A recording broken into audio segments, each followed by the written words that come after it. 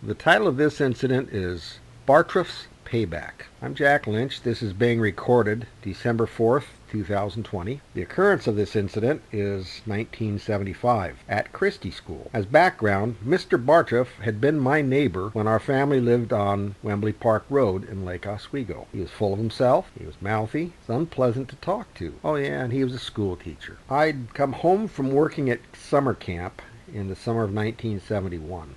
On my way out to the car to head out to go camping, Mr. Bartruff was waiting for me. I always tried to avoid him. This time I couldn't. He said that they were going to be moving and they're building a new home in Aurora. And he is looking for someone that would help the guy that's putting up the pole barn. He asked me if I would do it.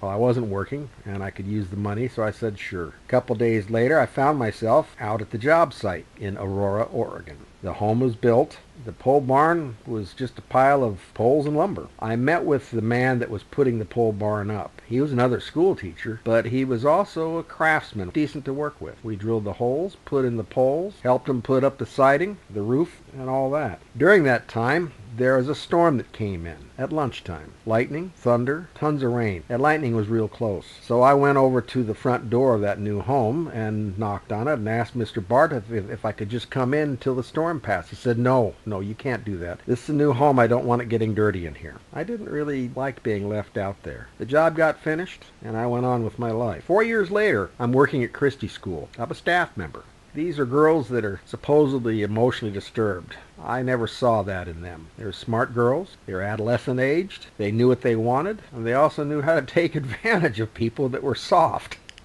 I got along with these girls. One afternoon, about 20 minutes before my shift started, about 20 to 3, I found myself up in Clark Cottage, where I worked. There weren't any other staff members there. So I read the paper and waited for school to let out and the girls to come on down at 3 o'clock. At about 10 minutes to 3, a phone call came in, and I answered it. And it was a guy on the phone telling me that I needed to get up there and take care of this situation with these girls. I recognized the voice. I knew who it was. That was Mr. Bartruff. Somewhere along the way in the past few years, he'd gotten a job there at Christie School as their principal. Now, mind you, the total enrollment in that school was about 35 kids. I told him I'd be right up to help out. I didn't know how bad it was, so I took my time. I got up to the school about 3 o'clock. And instead of banging on the door or walking into the classroom, I learned to stand outside and listen first to see what's going on.